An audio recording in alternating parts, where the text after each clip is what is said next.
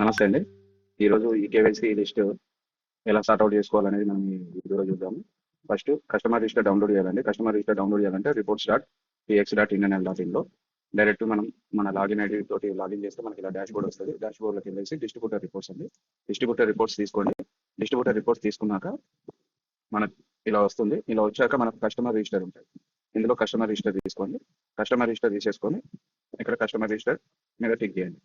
Customer register మీద tick చేశాక మనకు కస్టమర్ లిస్ట్ అనేది కొంచెం టైం తీసుకుంటుంది. బట్ కస్టమర్ లిస్ట్ మనం ఈ విధంగానే డౌన్లోడ్ చేసుకోవాలి. ఇలా లిస్ట్ వచ్చింది కదా, ఇక్కడ కిందికి వస్తే స్క్రోల్ డౌన్ చేస్తే ఎక్స్పోర్ట్ ఆప్షన్ ఉంటుంది. ఎక్స్పోర్ట్ చేసుకోండి ఎక్సెల్లోకి. ఎక్స్పోర్ట్ చేసాక మనకు నెక్స్ట్ ఇలా ఎక్సెల్ డౌన్లోడ్ అవుతుందండి. ఈ ఎక్సెల్ అనేది మనం డైరెక్ట్ ఈ 3 కాలమ్స్ ఇక్కడ తీసేయండి. తీసేసి కంట్రోల్ కొట్టండి. ఇది కూడా తీసేయండి. ఇప్పుడు కంట్రోల్ కొట్టేసి ఇక్కడ ఫిల్టర్ నొక్కండి.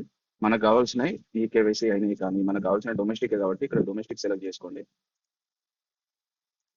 ఇక్కడ చూడండి కస్టమర్ కేటగిరీలో డొమెస్టిక్ సెలెక్ట్ చేసుకోండి ఫిల్టర్లో.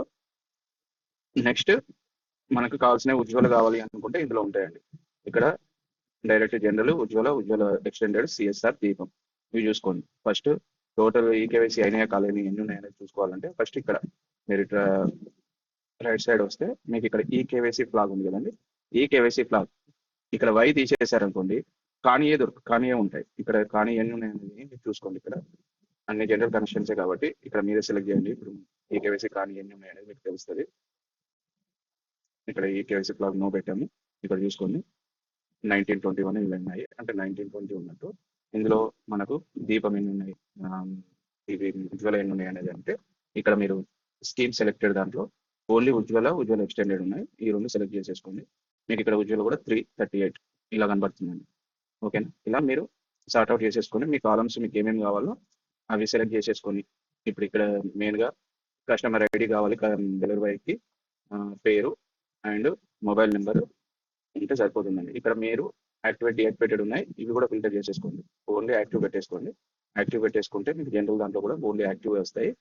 మరి డైరెక్ట్ ఈ సర్వీస్ ఏరియా విలేజ్ వైజ్గా అంటే మీకు విలేజ్ వైజ్గా అంటే ఏరియా నేమ్ ప్రకారంగా మనం ఫిల్టర్ చేసుకోవచ్చు. ఇక్కడ డైరెక్ట్ A to Z అని కొట్టేస్తే అవన్నీ విలేజ్ వైజ్ కరెక్ట్గా సార్ట్ అవుతుంది.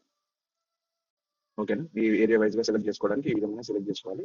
మీరు డైరెక్ట్ ఈ కాలం ఇవి ఇక్కడి వరకు చేసేసుకోండి కాపీ, మళ్ళీ తర్వాత ఇది చేసేస్తే సరిపోతుంది.